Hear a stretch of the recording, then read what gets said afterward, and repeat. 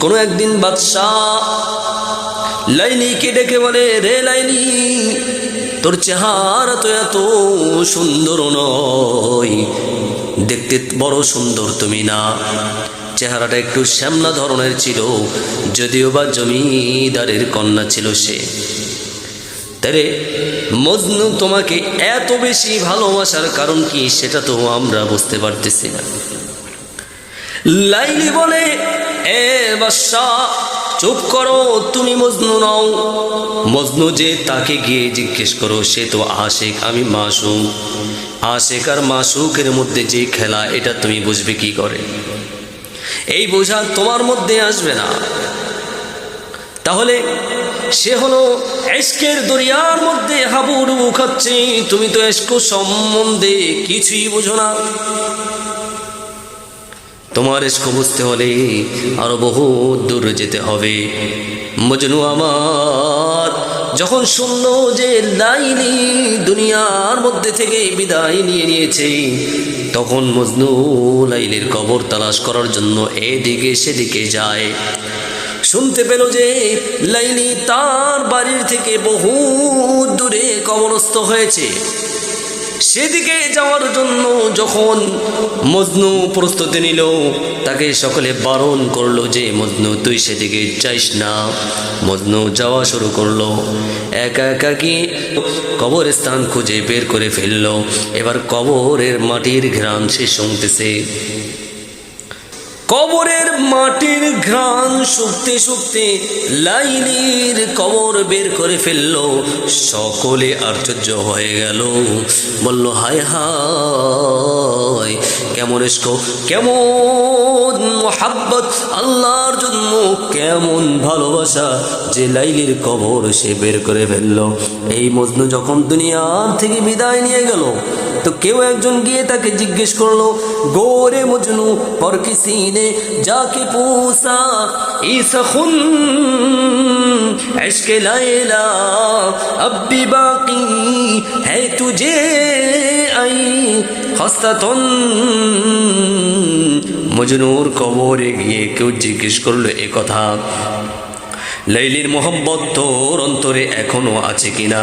হে মাটিতে মিলিত মজনু, কবর से चिल्ला के उठा, मुंह से फार कर कफन, सोजे बुलबुल कम ना गिरे दो गुलबाद चू। আজ যেমন কবর থেকে চিৎকার দিয়ে বলে উঠল, মুখ থেকে কাফন ফেরে সে বলতে লাগলো, বুলবুলিদের হৃদয়ের উত্তাপ কমে না। বাগানে যদি ফুল নাও থাকে, তারপরে অন্তরের যে চিৎকার সেটা কখনো প্রশমিত হয় না। সুবহানাল্লাহ। এজন্য মজনুর পিতা কি করলো? মজনুকে নিয়ে ছুটে চলল মক্কা শরীফের দিকে। মক্কায় যখন মজনুকে নিয়ে গেল, বলল, এরে মজনু, কাবা শরীফের গিলাফ ধরে তুই এভাবে দোয়া কর। বাবা, কিভাবে দোয়া করব বল? আল্লাহুম্মা রহামনি মিন হুব্বিহা, হে আল্লাহ, লাইলির মোহাব্বত দূর করে আমাকে শান্তি দান করো। তখন মজনু বলে, হে আল্লাহ, লাইলির দর্শন দ্বারা আমাকে উপকার করো। বাবা কয়, কি রে, আমি তোরে বললাম একটা, তুই বললি আরেকটা, কারণ কি? তখন মজনু বলে, ইয়া রব্বি লা তাসলুবনি হুব্বাহা আবাদা ওয়ারহামহুল্লাহু আবদান ক্বালা আমিনা। হে আল্লাহ, তার প্রেম কখনো আমা হতে ছিনিয়ে নেবেন না, বরং আমার দোয়ার মধ্যে যারা আমিন বলে তাদের উপরও দয়া করে তুমি সান্ত্বনা দাও। কোনো এক ব্যক্তি মজনুকে দেখতে পেল যে জঙ্গলের মধ্যে বসে বসে কি যেন চিন্তা করছে। মাটির বালু হলো তার কাগজ, আঙ্গুল হলো তার কলম। দেখতে মনে হয় সে কারো কাছে কিছু পত্র লিখছে। জিজ্ঞেস করলো, হে মজনু, মজনু, এগুলো কি লিখছো? কার নামে এ পত্র লিখছো এবং কেন লিখছো? মজনু বলল, লাইলির নাম চর্চা করছি আর নিজের মনকে সান্ত্বনা দিচ্ছি।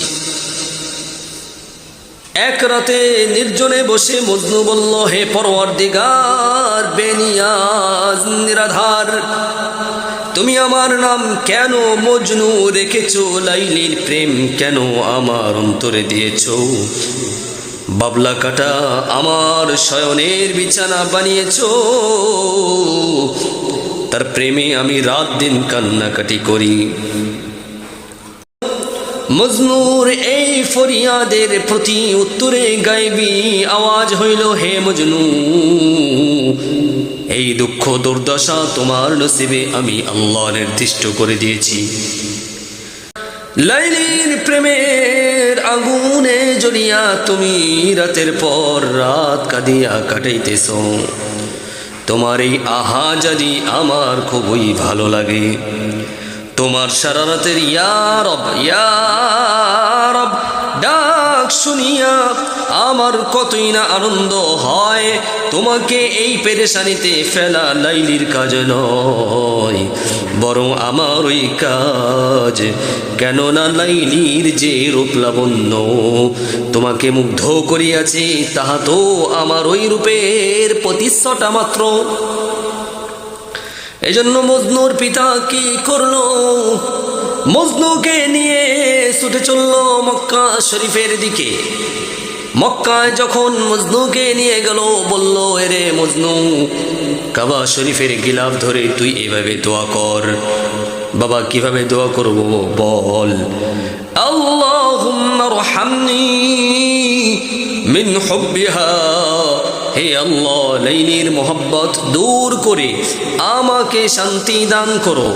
তখন মজনু বলে, হে আল্লাহ, লাইলির দর্শন দ্বারা আমাকে উপকার করো। বাবা কয়, কি রে, আমি তোরে বললাম একটা, তুই বললি আরেকটা, কারণ কি? তখন মজনু বলে, ইয়া রব্বি লা তাসলুবনি হুব্বাহা আবাদা ওয়ারহামহুল্লাহু আবদান ক্বালা আমিনা।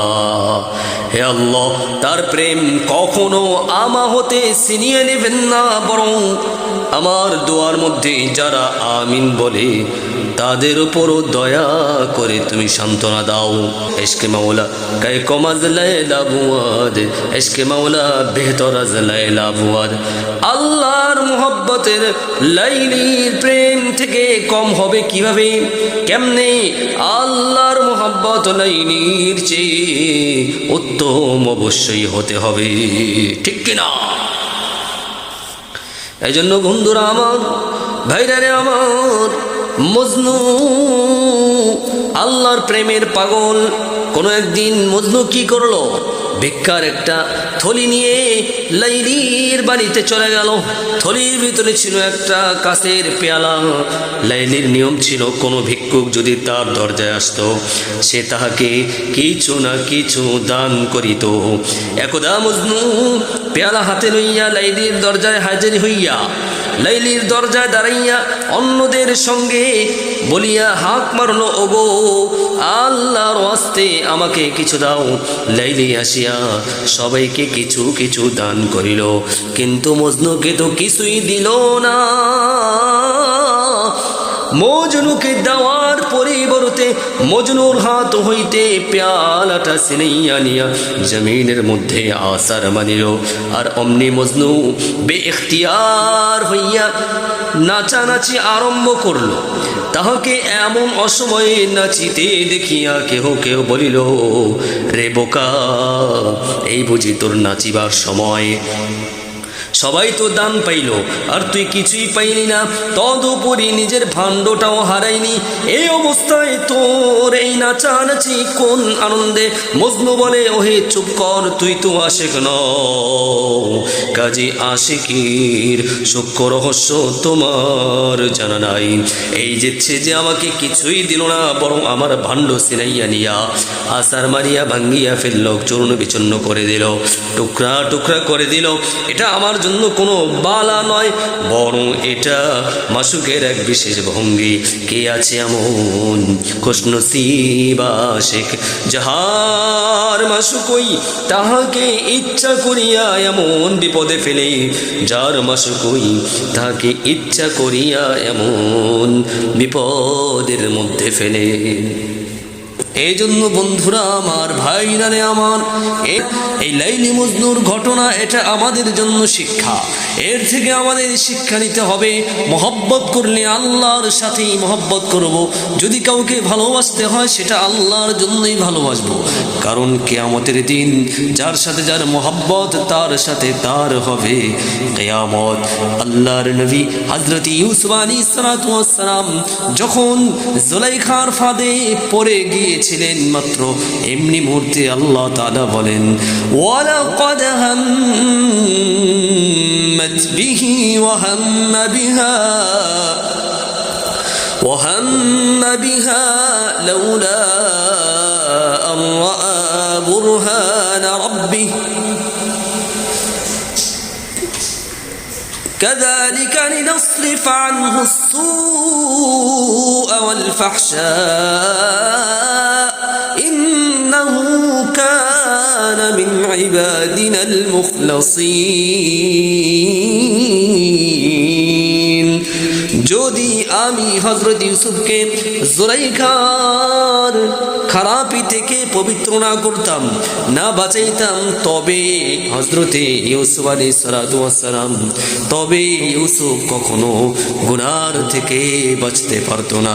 আমি রব্বুল আলামিন ইউসুফকে গুনার থেকে বাঁচানোর কারণেই ইউসুফ নবী এই গুনার থেকে বাঁচতে পেরেছেন। গুনার থেকে বাঁচানোর একমাত্র মালিক আল্লাহ। তবে আমাদের শর্ত হলো আমরা গুনাহ করব না, পাক্কা নিয়ত করব। নামাজ ছাড়ব না, পাক্কা নিয়ত করব। রোজা ছাড়ব না, পাক্কা নিয়ত করব।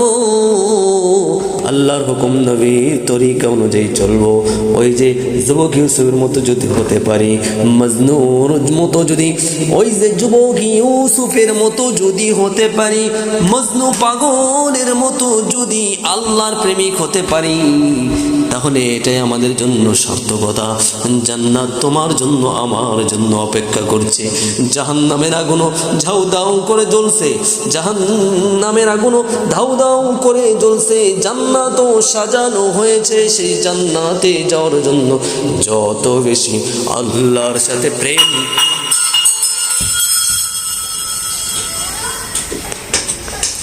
সেই জান্নাতে যাওয়ার জন্য যত বেশি আল্লাহর সাথে প্রেম করা হবে, তত বেশি আল্লাহ রাব্বুল আলামিন ইজ্জত দিবেন, সম্মান দিবেন। ওয়ালিমান খাফা মাকাম রাব্বিহি জান্নাতান, ওয়ালিমান খাফা মাকাম রাব্বিহি জান্নাতান। আল্লাহ রাব্বুল আলামিন দুইটি জান্নাত তোমাদের জন্য রেখেছেন।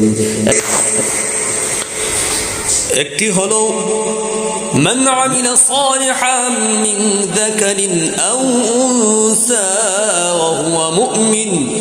وهو مؤمن فلنحيينه حياة طيبة ولنجزينهم بأحسن ما كانوا يعملون। নেক আমল করবে, আল্লাহর হুকুম নবীর তরিকা অনুযায়ী চলবে। নেক আমল করবে, আল্লাহর হুকুম নবীর তরিকা অনুযায়ী, নেক আমল করবে, আল্লাহর হুকুম নবীজির তরিকা অনুযায়ী চলবে। দুনিয়ার জীবনে তাদেরকে সুখের জান্নাত দেব। আরেকটা হলো في مقعد صدق عند مليك مقتدر। مقعد صدق তারা স্থান করে নেবে, তাদের জায়গা বানিয়ে নেবে। যারা খাঁটি মুমিন তাদের জন্য আমি রব্বুল আলামিন মাকআদ সিদক জায়গা তৈরি করে দেব।